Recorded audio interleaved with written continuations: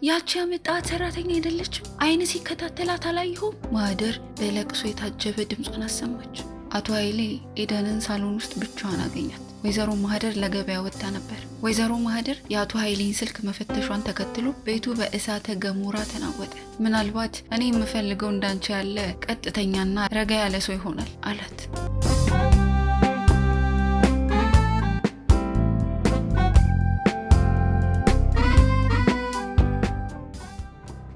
ትልቁ ቪላ ቤት በቀን ጸጥታ የሰፈነበት ይመስላል።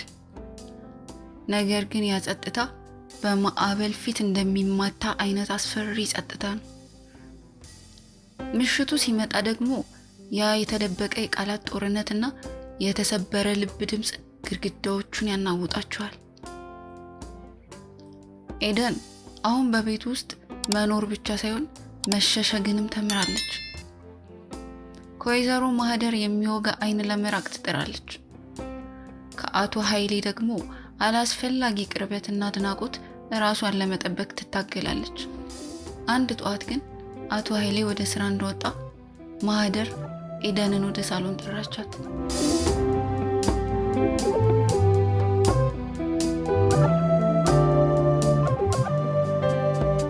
ድምጿ የጠነከረና ምንም አይነት ስሜት የማይታይበት ነበር።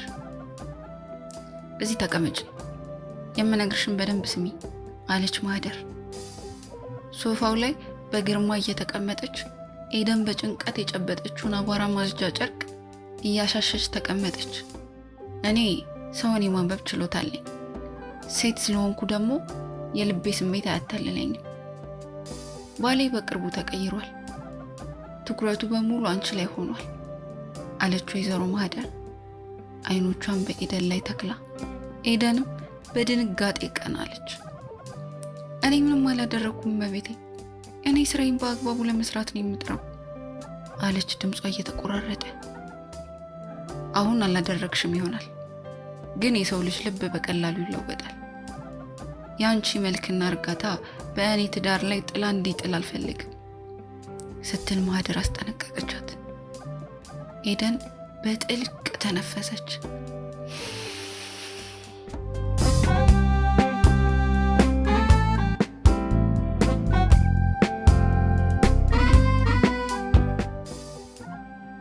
በውስጡ ያለው ኩራት ተቀሰቀሰ። እመቤቴ፣ እኔ እርሶን አከብራለሁ። ይህንን ቤት እንደ ስብራ ቦታ ብቻ ነው የምመለከተው። ከዛ ውጪ ላለው ነገር ቦታም ፍላጎትም የለኝም አለች በቁርጠኝነት። ማህደር ለጥቂት ሰከንዶች ዝም ካለች በኋላ እንደምትዩ እንደሚሆን ተስፋ አደርጋለሁ ብላ በንቀት ታጅባ ተነስታ ሄደች።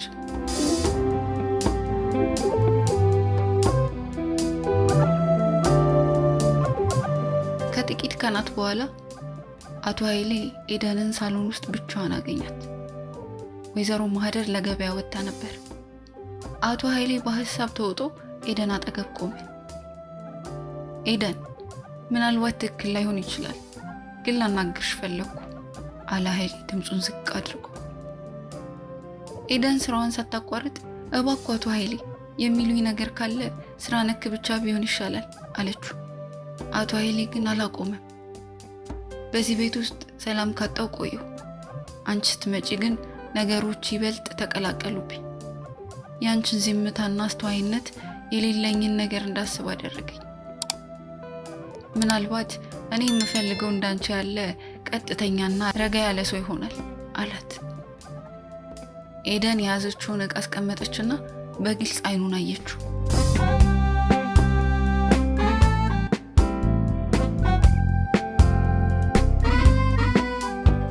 አቶ ኃይሌ፣ እባክዎ እኔም በዚህ ምስቅልቅል ውስጥ አታስገቡ።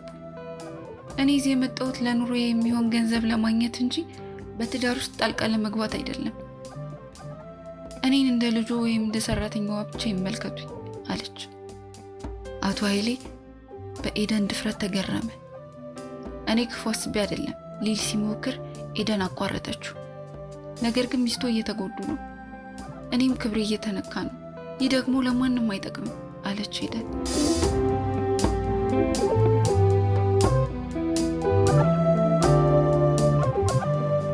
በዚያው ምሽት በባለቤቶቹ መካከል ያለው ክርክር ከፍተኛ ደረጃ ላይ ደረሰ። ወይዘሮ ማህደር የአቶ ኃይሌን ስልክ መፈተሿን ተከትሎ ቤቱ በእሳተ ገሞራ ተናወጠ። እኔ አይደለሁም ትዳራችንን እያፈረስኩ ያለሁት ሲል አቶ ኃይሌ ጮኸ። ወይዘሮ ማህደርም እና ማን ነው? ያቺ ያመጣት ሰራተኛ አይደለችም? አይን ሲከታተላት አላየሁም?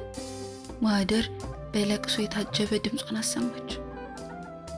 ኤደን በክፍሏ ውስጥ ሆና ቆማለች። አይኖቿ በእንባ ተሞልተዋል። ለምን እኔ መሀል ሆናለሁ? ምን አደረኩ ስትል ራሷን ጠየቀች። በድንገት የክፍሏ በር በኃይል ተከፈተ። ማህደር ቆማለች። ፊቷ በእንባ ተዝረክርኳል።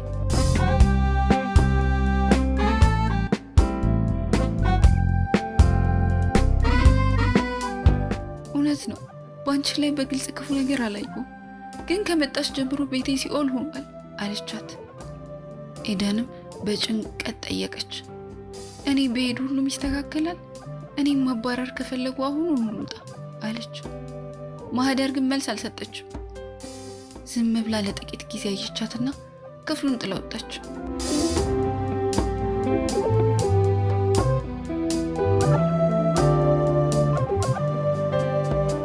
ያንን ሌሊት ኤደን እንቅልፍ በአይኗ ሳይዞር አደረ። የቤተሰቧ ጫና፣ የእናቷ ታገሽ የሚል ምክርና አሁን ያለችበት አሳፋሪ ሁኔታ ተደራረበባት። ክብሬን ሽጬ ዳቦ አልበላ የሚለውን ውሳኔ በልቧ ውስጥ ጠነከረ። በማግስቱ ጠዋት አቶ ኃይሌን እንደገና ሊያናግራት ሲሞክር ኤደን በቁርጠኝነት ራቀችው። ነገሮች ከዚህ በላይ ከወረዱ እወጣለሁ ስትል ለራሷ ቃል ገባች። ሆኖም ግን ሁኔታዎቹ እሷ ከምትቆጣጠረው በላይ እየሆነ ነበር። አንድ ያልታሰበ ክስተት ተቃርቧል። የሁሉንም ህይወት የሚቀይር ነው። የጭንቀቱን ጥላ ወደማይቀለበስ አቅጣጫ የሚመራ ክስተት።